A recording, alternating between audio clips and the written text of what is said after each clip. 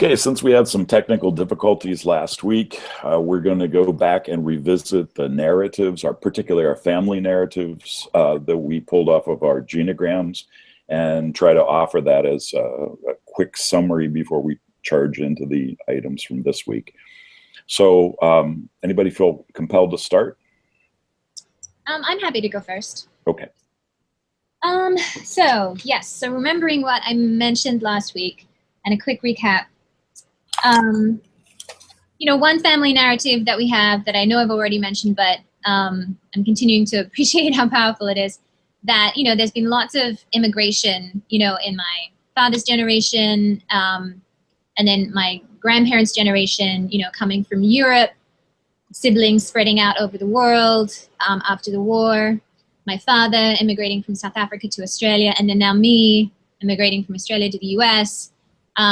It seems like that's just part of the family story, that children leave and then they don't get to see their family as much anymore. And noticing that family story is sort of in contrast or different to the cultural story that at least my mom experiences in rural Australia, where, her friend just felt it was inconceivable that children should go so far away, as I did, for example. But to my mom, it was like, yeah, that's just what happens. So, and noticing a couple of scripts that got played out in my family life, the script with my grandparents, where there remained kind of an interesting and strange, almost codependent relationship between my grandparents who were divorced, and then a friendly relationship with my grandfather's new partner. And so noticing there was like a script that this was all good and nice and great, which was played out for most of my childhood. And it was really nice and great. And I think they really believed it and maybe weren't doing it just for me. But then learning from my uncle, like the sordid underbelly of the past, and my grandfather's behavior that sort of led to the divorce and stuff like that, and noticing, these competing scripts around who my grandfather was to me. But the biggest thing that I've been ruminating on the last couple of weeks is my father's story. He grew up in apartheid South Africa, and he spent like his first 30 years there, and then eventually emigrated to Australia. And I've spent a lot of time talking with him recently about what his experiences were like there, and how difficult it was to live in that tension of a repressive government that you don't agree with their policy, but feeling completely powerless to be able to do anything to change it. And also like this just dominant sense of fear, right? That comes with that powerlessness. So I've been connecting with that narrative and noticing how it plays out in myself and my intersubjective narrative, like the parts of myself that are very similar to him, like we're both sort of empathetic but sort of anxious and fearful people who really respect authority, and like how those different parts of me now are in dialogue with that history of I know my dad wishes he'd done more, and I wish I do more, and what does it mean to like choose to stand up to authority, and certainly what will that mean for me in my future ministry, having to step into now pastoral authority, which my dad never did. So, I've been doing a lot of processing around that stuff this last couple of weeks, and the inherited family trauma that I'm just beginning to tease out around that. So, I think that's been really useful, and I'm going to continue to be working with that. So, it's good. Well, I think my story, a couple of observations from the genogram just kind of reinforce things that I have known before. One, that I am the only child of older parents. So as we go back in the generations, I've lost a lot of stories really, substantially. So I feel kind of removed from some of that and don't know the ins and outs and all of the details of it. Second of all, that this whole group of people live basically within 25 miles of each other and back through 3 or 4 generations. No, there was no particular trauma except for my father's father, who was killed hunting. And I think I talked last week a little bit about the impact that had on my grandmother and her two sons, and how it kind of played out in some anxieties of not knowing exactly what was going to happen next. It's really interesting that anxiety really didn't come down to me and didn't, play out in quite the same way in my life. But I am very conscious that my father was anxious, and my cousin, who's on the same generation, my father's brother's son, has anxiety issues too. So it's kind of interesting that all played out that way. And the other thing that I remember talking about was the family narrative on my mother's side. She was one of 6 siblings, and one of those sisters was in an automobile accident in Florida, far away from the family, on a vacation. And it happened that I think I talked about it last week, that there's a racial narrative to it too, because the people that pulled out from a stop sign and plowed into her were black. And so I had this whole African American thing going on. And it was when I was a little child, 5 or 6.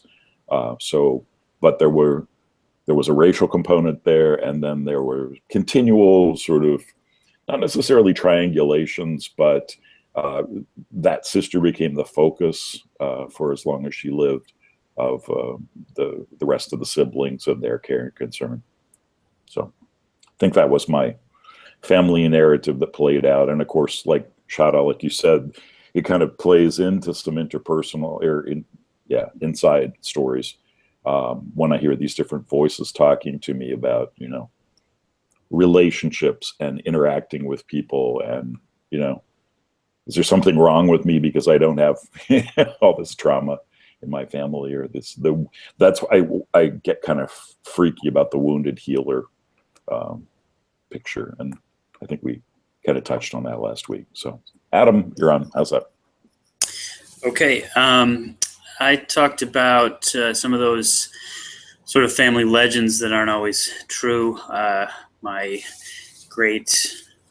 grandmother and her parents, I think, had a narrative that their family came over on the Mayflower, and my mom did some digging, and that's most likely not true, but it's one of those things that come down through generations. I also shared a picture, which I'm gonna do because I don't think words really do it justice. But see if this works again. Can you see that? Yep. So this is a poster that hangs in my house, in my parents' home still, and it was there when we grew up. I think my dad thought it was funny, so it hangs there, and I think part of the family narrative that we tell ourselves. I talked a little bit about our family sort of being aware of those family narratives and rejecting them in a way. So like my grandparents saying the Mayflower thing, and so because we're kind of aware of that, and when my grandmother tells stories, who's kind of my mom's mom kind of dominates some of our family conversations, we kind of say, oh yeah, all right, well, we're not sure how much of that is true, but okay. Mm-hmm. And so for my immediate family, sort of that being aware that the stories we tell ourselves and each other aren't always the real truth. And also I talked about how humor is used in my family to as a means of communication and a means of knowing we care about each other. My brother and I still interact that way before memes, we talked in memes, I think.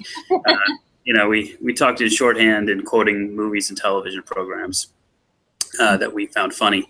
But humor keeps us at a little bit of an emotional distance and in my family. So that's part of the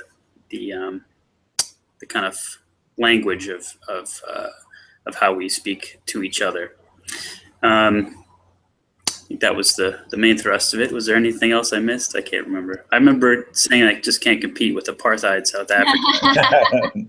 None of us can. That's fine. Or Poland, right? You mentioned that. Yeah.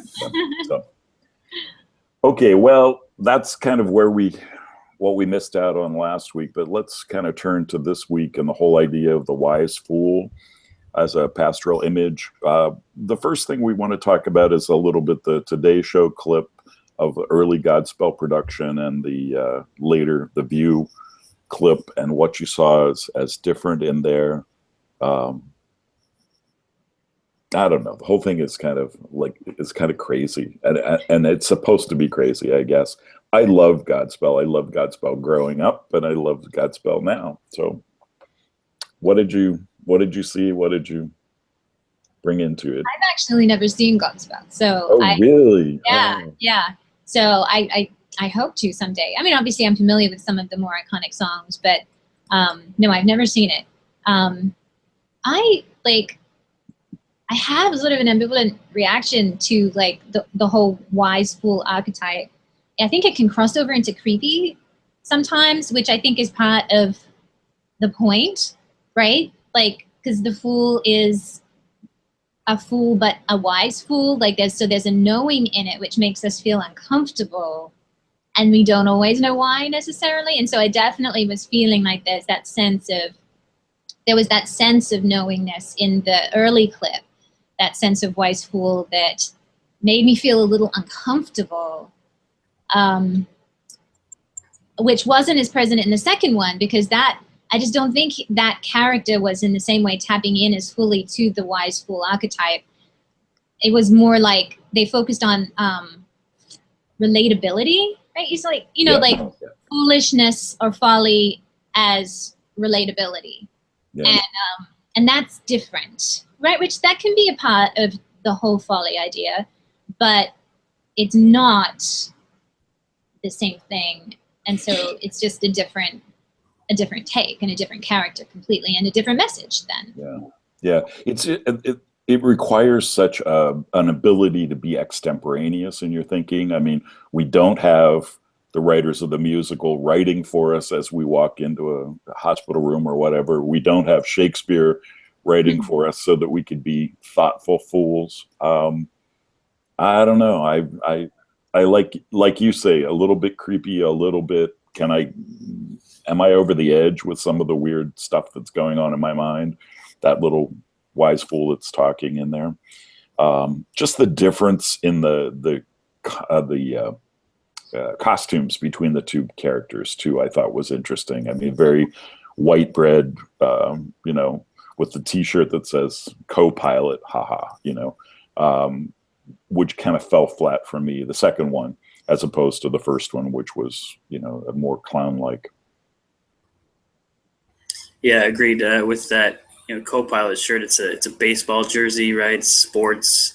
They've made Godspell more accessible, I guess, which we could probably trace to some denominations or some churches' attempts to make the gospel more relatable and more palatable and hip and cool. But as our texts read, none of that. The cross is folly, right? Paul says it directly.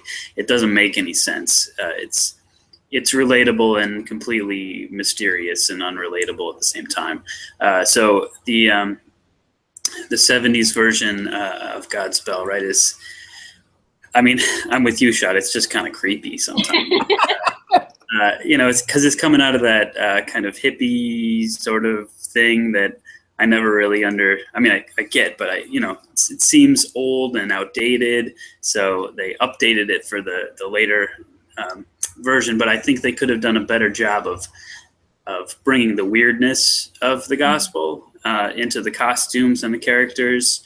The voices are incredible. So I think the acting and the voices could have carried the production alone, but I think that's where you get into the fact that it's a Broadway show trying to make money, and nobody wants to go see a bunch of people in knit cover-ups. Hey, cut that out. Like, come on, my inner hippie is rebelling here. I've got to say something. Yeah, so, hey, defend it, man.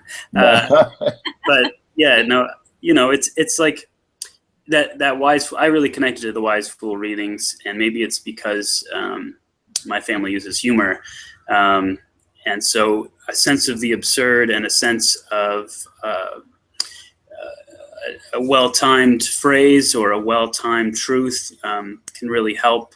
Yeah, I don't know if we're gonna. I guess we are gonna get to a little bit later, so I'll hold off. But yeah, the updated version seemed a little too clean, and the old version seemed a little too weird. I like it. I like it. There was one production of it while I was teaching in high school. It was done at my high school. And I remember the most vivid thing that I remember out of it all was that the director got calls, continually from the fundamentalists in the area that thought she was disrespecting Jesus, and et cetera, et cetera, et cetera. But one I was in the office for while she was there, and they were telling her to get down on her knees right there and start praying, for forgiveness, that she's ruined the lives of children and whatever, And I'm going, oh, really? This is how you propagate the faith, right? So Crazy. Yeah, crazy nonsense. Okay, well, let's explore the idea of folly in a little bit more detail. So how folly relates to ministry, and I think the three items were simplicity, loyalty, and prophecy. You want to take a shot at that? Sure. Yeah, like I have a couple of different reactions to the idea of folly in ministry, which, intellectually I can read the chapter and say, yeah, so great. And emotionally, I'm just like, oh, so scary. Sense of folly, right, is so connected to weakness for me that, or like potential, like opening to weakness, opening to, vulnerable. And that's just deeply scary to me. It's like Julie was talking about last night, that the ability to admit any weakness is such a cultural no-no. Yeah, absolutely. And so I really, really appreciated in the Wise Fool Reframed chapter that story that he gave about the folly of loyalty. And, really, like, both the chapters helped me sort of expand beyond the sense of folly as jester, but like, so it did really help me connect with the idea of folly as something more, right? And so that story of the woman going into the dying urban church, right, and the folly of her loyalty to their possibility and growth and transformation. I found that deeply touching, especially as it's possible that I will be going into exactly the same pastoral situation in a few months. And so I think I finally got it. Like, that story, like, helped me finally get it, right? That folly is like taking Frost's other path, right? Like, not the path that's easy, not the path that's pragmatic, but like understanding that there's something about simplicity, loyalty, prophecy that is like transcendent, and so therefore still useful, right? Like and somehow admirable too, it seems to me. Yeah. So that was really that story was really helpful to me to really understand where both those chapters and where the idea of the wise fool was really trying to get at. I didn't relate it to a specific church like that, but to the church as a whole. I mean, mainline Christianity, the Episcopal Church, all that sort of thing. What in the world am I doing, committing the rest of my life to this, to this institution that's fraught to be. Yeah, well, my husband has very little patience for the incompetence of church bodies. He has a business background, and he's not arguing that churches should be like businesses, but I think that there are certain ways in which businesses, because they need to be profitable, have to have certain standards of practice that, like, it's selfish that they become good.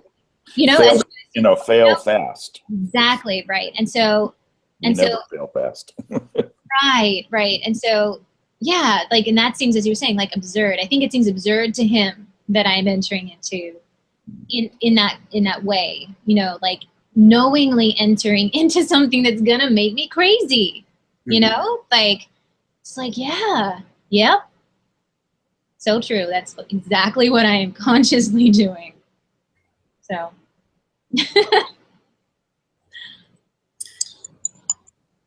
Any thoughts, Adam, to add to the pot yeah, here? I when I was reading that, I was thinking about how I sometimes just the last 2 weeks I did the announcements at church. The first week I just didn't think about it much at all, and I just sort of fell flat. And it, you know, and my supervising pastor was like, "Oh, you should work on that and think more about it." And I don't put a lot of stock in how I present announcements. So this week I went back to sort of my go-to when I make announcements, which I think I developed when I was a camp counselor, which is sort of like a wise fool. And I don't know, it's sort of related. I know it's not directly what they're talking about, but it's sort of pretending like you don't know as much as you know.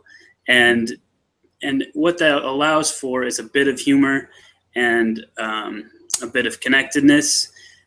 So as I read the announcements, I say things like, and you know, it's the May birthday luncheon, and it's not even my birthday, so you can come to, like, just using humor as a way to connect to announcements, but also, you know, in preaching the gospel and acknowledging where things are funny and weird, and where Jesus is able to say things that are actually funny. If you, I think Dr. Swain mentioned that as well. But yeah, I think I connected mostly to that's the simplicity thing, right? Being able to say things simply, don't overcomplicate it. I really connected to that because I think I can relate that to some of the texts we've read this semester. Some of them are far more complicated than they need to be, in my opinion. Cut to the chase. Go to the simplicity for me. And the loyalty piece, like you both mentioned, is huge. Being able to say, no, this is what I'm doing, and in the broader sense, like you say, Michael, this is absurd. Why are we, like you say, Shada, your husband says, why are you doing this? It doesn't make a lot of sense, but it does, in that, you know, well, we can go into that, but just bringing Christ to one other person is where it comes down to for me. And as long as you're doing that, you're being loyal. The part that I think I will have the most trouble with is the prophecy. I don't think that's really my calling. And that's where, you know, you said it gets creepy. It can also, that's the finest line for me in terms of the wise fool, because you would have to have developed enough of a persona to be able to drop that truth at the right time. And that is, I think that's what requires the most planning and most training in terms of being a wise fool. Do you know what I'm trying to say? Like, yeah. Well, it's kind of like you have to be willing to drop all the capital you've ever built, right? To be wiseful as in prophecy, right? It's so, yeah, that one's scary. Well, and you have to be able to risk being totally wrong too. Right. You know, that, what is it, in Ezekiel or wherever it is, Dr. Robinson would be angry at me, but there's a prophet who says in 2 years, people will be back from Babylon. It'll be all okay, sort of thing. And if I were standing in the square and I'd hear that message, I'd be going, yeah, that sounds good to me, sort of deal. Well, of course, he's not really speaking for God, and he dies at the end of the chapter. But how do you know? You know, I mean, how do you know? I think the guy's taking a risk. He's out there on the square. Yeah, it is taking that risk. But as you said, Shada, it's also, it could fall flat, but it could also be, you're risking all your capital that you built, but it could pay off in a way that gives you all like double capital, right? With some people, but yeah. Totally. So I had a weird experience this week. Then you get to share it whether you want to or not. I was shadowing for my CPE experience this summer, and 4 to 8 on Monday, and 4 o'clock I'm kind of like sitting there talking to the lady who's I'm following. And she said, this first referral, they want a male pastor. And she looks at me and she says, you fit. Oh, right. So the first 15 minutes, I'm in praying with this woman who's dying and her two daughters that are there. And talk about a fool. I mean, I quickly went through all of the things that I thought I was supposed to say or whatever, and I didn't say any of them, right? You know, I ended up just talking to them, and they really only wanted to pray. They didn't really want to chat. That wasn't the deal at all. And so even in the prayer, I talked about how God was with us and Jesus is, you know, seeing us through all these transitions, because they had spoken in Jesus and God language, you know, in the little bit of conversation we had there. And I thought, how absurd is this? You know, I have no experience or authority or anything, but I just walk into the room, put the hood and gloves on and gown and start praying. So, well, full, but fun. Yeah, you gave them what they needed. Well, I hope it was fun. I mean, it actually was fun in a way that I can't explain. There was a craziness to it that it's like jumping off a high dive and, you know, for the first time, and what you got to do is just take the dive. I don't know. So. Well, I mean, it sounds like, you know, it's that clown in the circus thing, right? I felt like a clown. That was great. Or maybe it's walking the high wire. I don't know which, but Yeah. I had a similar experience my second weekend here. Somebody just came in, the visiting, my supervisor was gone for the week, and she said, I need to talk to you. I need to pray. And okay. Okay. I let her talk, and I prayed, and I think she got what she needed. So I have no idea.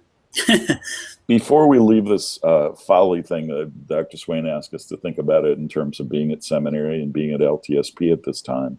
I don't know if anybody has any takes on that or not. In terms of absurdity? Yeah. Mm-hmm. I think I've been thinking about, I mentioned this last week, just about the kind of loss of my former identity and the way that people, lately people say, so how's seminary going? And I say, oh, it's pretty good. That's it. Yeah. People just don't have a frame of reference, right? For, well, what do I ask somebody who's trying to be closer to God? So it's an absurd question. I think people try to relate and say, how are classes? They're good, and they don't know what classes are or what they mean. And even if you try to explain it, just Right. for most people, it's like you're studying Greek all the time. So, yeah, I think that I feel that quite often. But at the same time, you know, as we've just talked about it, we all think, yeah, this is what we're gonna do. I hope. Yep. I'm leaving the environment, and, you know, I'd like to reflect back on what's happened, but absurdly, that doesn't mean anything. My experiences in the past mean nothing really, because going forward, the whole place is being reinvented, and people, I think, are consciously cutting ties with the way we did it, the way we do things here. So I don't know. It's crazy. It seems like 2 years that I think that I have some insights into my experience, but it's ultimately just beneficial for me, not for the institution. It's not like I could write a letter and anybody would, you know, pay attention. Yeah. You know, it's just sort of coming to me that, you know, there's a way in which, you know, because, you know, I've spoken to you about, you know, my history in terms of the church and having a fight for being able to pursue ministry. And so there's a way in which all of it feels so serious and like destiny, and, you know, like that is hard for me to frame it in terms of absurd. Like, I've had to fight so hard to be able to frame and believe for myself that I belong in ministry, and to have to articulate that to others, that, you know, that the absurdity is not primary for me. But what I am realizing now is that I just need to not be so serious. You know, that it's okay now. I think it's okay now, right? Like, that one sort of part of the journey and the fight is ending, and it would really be nice if I could bring some joy and delight and folly into, you know, the experience from here on out, you know, because a different set of rules are now going to, you know, be defining me. So I could think differently. Good. Okay. Well, Book of Daniel, should we shift to that and look at Daniel through this Trinitarian view, or through the various images that we have? And the clip that we had was Jesus talking to Daniel outside of the bishop's house, trying to take the Vicodin and replace it with a lime lifesaver. Yeah, no, I have a question for you guys. Like, so in terms of like the holding suffering space, and I guess this is like unintentionally related to what I just said, but like, so my experience with holding suffering is like really holding it, like in the experience of it, you know, like in a way that I don't necessarily have control over, like sort of just empathetic reaction. But so what do we see? Are we seeing Jesus here holding suffering though with humor? Like, so to what extent? Like, to me, that's like, what? Like, is that a part of holding suffering too? Like, because when I think holding suffering, I mean like literally holding suffering in my body and in my mind, like somebody, like the shared like sharing the burden. You know, is the way I think about it, but maybe he's holding suffering for Daniel in a different way, which has more to do with the space, right? The holding space thing, maybe? For some reason, I'm flashing on the whole idea of going to a funeral, and you know that you expect that there's a certain decorum and a solemnity or whatever, and then all of a sudden there's laughter, there's joking, there's all of that stuff that in a way is holding the suffering, but it's holding it lightly. So right.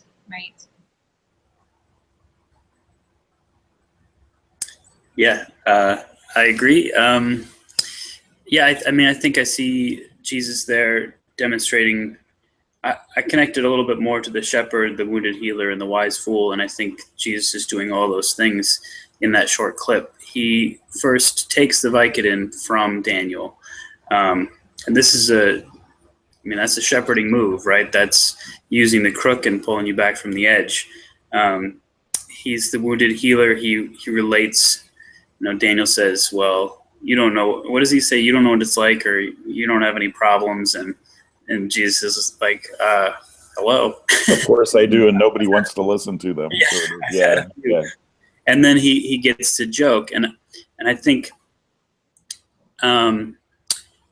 Daniel was ready for a joke at that time, right?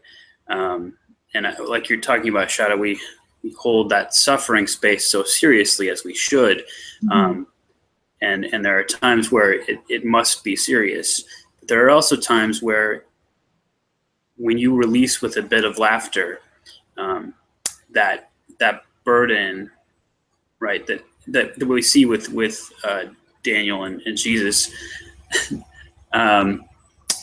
is lighter, and it seems to deepen the connection at the same time. That's how I read it.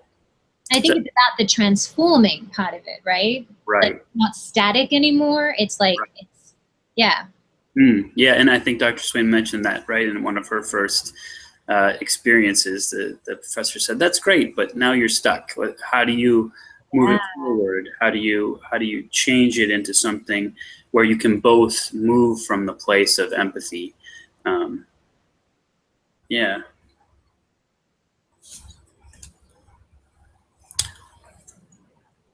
I don't know if I have any other great thoughts on the Book of Daniel at that point or not. Sure. I mean, the whole thing where he buries buries Charlie supposedly, and there's all this double entendre going on about, you know, he liked children or whatever, and making a reference to his, I guess, younger wife, and he left us so soon with so many unanswered questions. I mean, I don't know if anybody standing around the coffin necessarily got that, but we certainly did as viewers.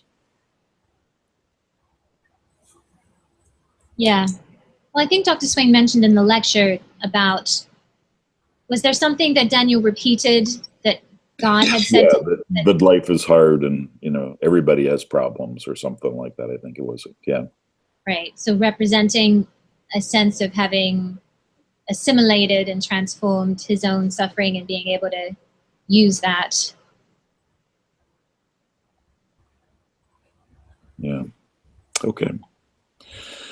Well, shall we go on to pastoral theology and pastoral care, and which of these images resonate most with us in our own situation? And I think the question really becomes, what's the image that we're headed towards, and what do we have to give up in order to take up that image?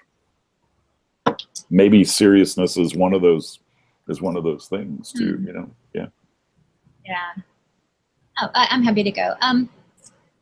Yeah, I've been feeling a lot of curiosity about the image of the gardener. I didn't necessarily find the chapter in Dykstra that fulfilling on the gardener, but I still hope to be able to explore it more. I love to garden in my own personal life. And then part of me is like, well, do you want to take something that you love in your personal life and apply it to your professional life? It's like, well, maybe best not, but I don't know. So, but there's ways in which I feel like there's a way in which there's this really nice balance of control and relinquishment in gardening for me, right? That I have this sense of like how things should look and where things should go, but also knowing that I can't control, but I can be active, but I can't control. And so I really like that balance that I feel in that space. And I think it would be nice for me to be able to bring that balance into ministry and sort of the relationship that I see of God to the whole gardening enterprise, right? Like God being connected, not in a like, not as in God being, the world, but the connection, the life-giving aspect of being connected to the world, to growth, to beauty, right? Like the delight that I get from gardening and growing things, and the surprise, right? The joy and surprise when something blooms and blossoms, like those, or when something comes that you don't expect, or when a plant multiplies itself and suddenly, like you have more than what you had, like all of those things are so meaningful to me. And I feel like it could be really, really, really nourishing, to carry forward into my images of pastoral care. So, and theology. So I definitely think I would like to explore more of that. Another part is that I was really interested to notice somebody actually, like, so one of my professors in Berkeley actually like linked to something that Will Gaffney, who she was a professor previously at LTSP, had written, and they don't even know each other, so it was just kind of funny, about shepherding and the idea of shepherdess, right? And so she was talking about Moses' wife and her sisters being shepherdesses, and that in those times, right, and also I guess probably in Jesus' time, or maybe not, she's an Old Testament professor, so maybe she wasn't reading it forward into Jesus' time, but anyway, this sense of that the image of shepherd does not have to be male necessarily, right? That you could just as easily, like in Psalm 23, put in, the Lord is my shepherd, I shall not want, she guides me, right? Like put the she into the 23rd Psalm, and it is completely appropriate because of the context of women being shepherds in that time. And I mean, crazily enough, I just never thought of that. And realizing I've felt some resistance to the image of shepherd because it did feel like it taps into my fears around being a leader. And in that distance of shepherd and sheep, and so there's ways in which gardener feels so much more holistic to me that I appreciate, but I know that I ought to be challenged by the hesitation I feel around the shepherd image because of my fears of authority and stepping into authority. And I think that being able to transform that image into someone that looks like me, I think is going to be really powerful. Like to recognize, oh, that could be me. Like, and to really imagine myself, that is me in that role. That could feel also really helpful and nourishing for me as I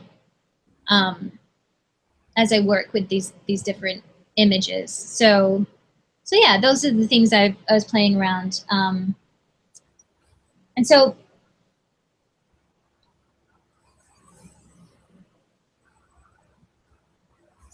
I'm just thinking in terms of connecting it to our triune paradigm, I really like the idea of holding oh wait, how does it even go? Suddenly I'm blanking on how it goes. Earth maker, right? life giver, pain bearer, right? Oh, right, holding space, and then right, so making space, right, the suffering space and the transforming space. So I don't really have anything insightful to say about that right now necessarily. Oh, did you want to go?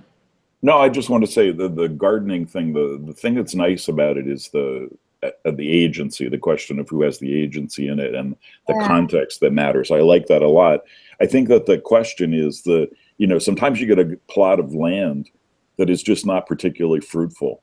And you have to, as a gardener, have the wisdom to say, okay, this is not where I can work, or this is not where, where I see my ministry. So, and ultimately, like it can also be an analytical space. I think there's a way in which, when there's a gardener metaphor, that it's almost completely mystical, but agriculture is a science as well. Yeah, go to Penn State and look at that it can also be, it's not just an affectional space, it's also an intellectual space. And so I like that. And I think that there's ways in which, that can be connected to Earth Maker and Life Giver. And I'm not quite sure how it connects to Pain Bearer. I think maybe I need to do some more thinking about, but certainly there's this sense of how possible is it that the world bears the pain of all our sin, right? Even in terms of climate change or all of that, that's a very obvious metaphor. But yeah, I think there's a lot of productive thinking that I can do in that regard. But the main thing, like, there's this question of what do we need to leave behind and what we take with in our future pastor care. And I think from this class, like, I still got so much work to do on it, so much, but just beginning to make a crack into the sense that I can leave behind my need to be like 100% competent, right? Like, just leave behind that expectation of perfection. As I said, so much work to do on that, but even I feel like I've made an infinitesimal kind of movement in that direction, which feels like, therefore, I know that work will be done. You know what I'm saying? Like, what is it, Mary Poppins, who says, work begun is half done or something? Yeah. So that's sort of how I feel about it. Yeah. One of the things that maybe you guys can help me think through this and where it fits in with the images happened to me again on Monday night at the hospital. We had a long discussion, the woman that was working there, about spirituality and this pastoral care that she's offering, and and when is it appropriate to talk about overtly Christian things, and when it's not appropriate to talk about that, and this whole sort of secularization. How secular can you get, and how spiritual can you get before it becomes just kind of like meaningless, nonsense? What do we have to bring?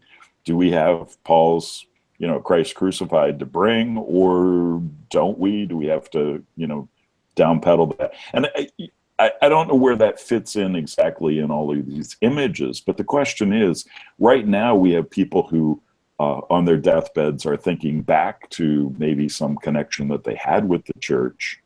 We want somebody to pray. We want somebody to say Jesus or God in the room. 20 years of, having Christianity out, kind of sort of out of on the edges of our society, people won't have that as a background anymore at all. So what does a chaplain look like? And I know I don't have to worry about it, but I get in 20 or 30 years down the road. And how does the image change? Mm. If we're just, spiritual but not religious, or whatever the phrase is. And I think it speaks not only to, the chaplaincy situation, but of course the society at large. How do we give pastoral care in the society at large if we're timid, or if we're reticent to offend anybody, or reticent to say anything that's Jesus or God related? Well, I mean, the thing that immediately comes to me is that certainly images that are grounded in biblical literacy will not be as efficacious as they used to be. Right. Movement towards images like, I suppose, Gardner, or even just healer. I mean, people will always understand what that means. That's probably going to be more the currency or the language. Yeah, it's a great question. Michael, I was getting excited about the end of this class and moving forward, and now you just brought me right down. No. The next 20 to 30 years here. No, but I think you're right, and I think that it's something that I think about most of the time, like how, as someone who decided church wasn't for me for a while, I'm always conscious of how does what I say sound to somebody who says church is silly, right? That church is absurd. And so maybe there won't be as much of a call for chaplains as there is now. But, I keep coming back to how can we reframe how we talk about God, right? Sometimes the word Jesus Christ is offensive to people, but spirit isn't necessarily. And is it wrong to use spirit more often than Christ? Is it wrong to use that which connects us all more than God the Creator, right? So to me, even reframing the language slightly can make a big difference, right? In a prayer for those dying, or for a prayer for those suffering. If you know that the family's doesn't go to church, but they want someone there, I don't know, and how does the greater church, all of our different Protestant denominations, how does the structure affirm different language, right? Not that I need permission to use that kind of language, but sometimes I feel like I do, right? Am I saying the wrong thing? Am I, I have a bit of that perfectionist that Shada's talking about as well, I'm wanting to make sure I'm doing the right thing. But if I can connect with people and let them know that there's something greater than all of us put together, that there's something connecting us in these moments, using a word that doesn't put up a wall, but still means God in some way. I mean, I think about that a lot. So I think that's a great question. I joked before we started about the idea of the image of a midwife probably being more apropos than a shepherd for what I see as my ministry, because it's kind of pulling into, pulling something that we don't know. We're like, it's mysterious to begin with, and then try to bring that into the world here in a way that is life-giving, So I guess I'd go for the midwife for a while. Get my baseball catcher mitt. I like that. Yeah, for me, I think I mentioned it already, but I really connected to I'm blanking on it, but Wounded Healer. I remember you talking about. Thank you. The Wounded Healer and the Wise Fool. And I think if I keep those images in mind, the shepherd is tougher for me, but still important. But if I keep the Wounded Healer in mind, being accessible to my own pain and acknowledging it, my own loneliness, and keeping that in the forefront, not in a self-punishing way, but in a that this is part of truth, and as well as always being able to acknowledge absurdity and silliness and uncomfortable nature in difficult situations. I'm starting to think that those two images will help me and aid me going forward, to be able to switch between them. So those images are really helpful for me. I at first didn't really like the gardening thing, which I thought was funny because I'm starting to realize that there are things that I think I'm good at, but it's just things I admire. Does that make sense? Mhm. Like community, the idea of community is part of what let me say, yeah, God, being a called minister is what I should do. But it's very difficult to help foster community. But Shada, I'm thankful for the way you framed this because I think it's really going to help me. You said it's both control and relinquishment of control. And it's one of those paradoxes. Mhm. And that's what community building is, because Wow. you Yeah. can try to control, but there's no control. There's no control in community. You have to let it happen, but neither should you throw up your hands all the time. Well, the community is not me, because that's not true. But neither can you control everyone's actions.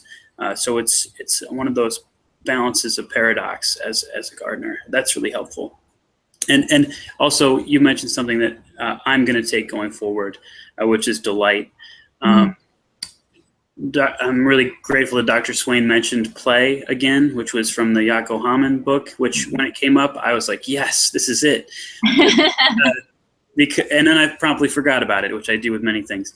But through the semester, as some of you mentioned, we get so serious, and there's so many papers, and there's so much theology that we have to get right, and or think we have to get right.